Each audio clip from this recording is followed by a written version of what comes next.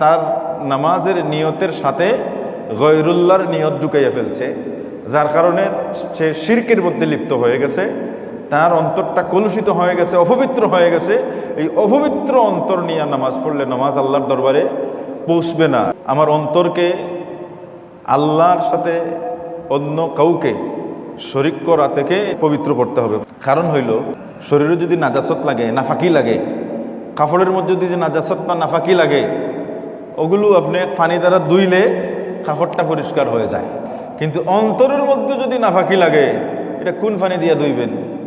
দেওয়ার কোনো ব্যবস্থা নাই। এটা নিজে নিজে চেষ্টা করে এটাকে পরিষ্কার করতে হবে। আল্লাহ রাব্বুল ইজ্জত ফরমান, ইয়া আইয়ুহাল্লাযীনা আমানু ইন্নামাল মুশরিকুনা নাজাসুন, হে ঈমানদাররা শোনো, নিশ্চয় মুশরিকরা হইল নাফাখ বা অপবিত্র।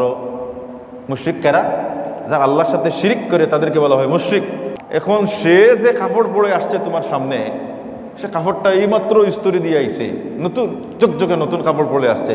এখন সে কিভাবে নাফাক হইল? সে মূলত অন্তরের দিক থেকে নাফাক। কারণ অন্তরের মধ্যে এক আল্লাহর প্রতি তার বিশ্বাস নাই, একাধিক আল্লাহ বিশ্বাসী। সে আল্লাহর সাথে শিরিক গুনাহ করার কারণে আল্লাহ বলতেছেন সে নাফাক। কেন বলতেছেন? তার অন্তর খারাপ হওয়ার কারণে বলতেছেন নাফাক।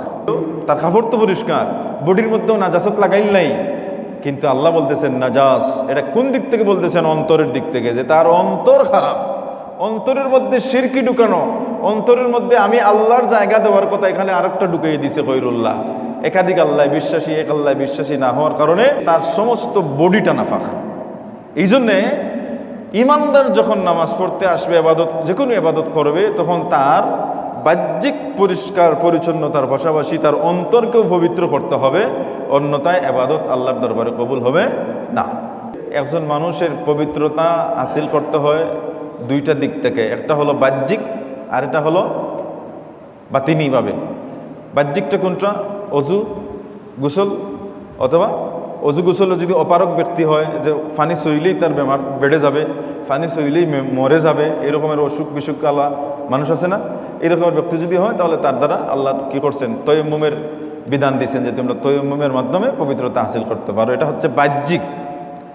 আর বাতিনি পবিত্রতা যেটা আমরা আগে বললাম, সেটা হচ্ছে কলব থেকে আল্লাহ ছাড়া অন্য সবগুলোকে ফেলে দেওয়া, খুদ আল্লাহর উদ্দেশ্যে ইবাদত করা। এই দুই পবিত্রতার মাধ্যমে ইবাদতের জন্য প্রস্তুতি নিতে হয়, অন্যথায় ইবাদত করলে আল্লাহর দরবারে কবুল হবে না।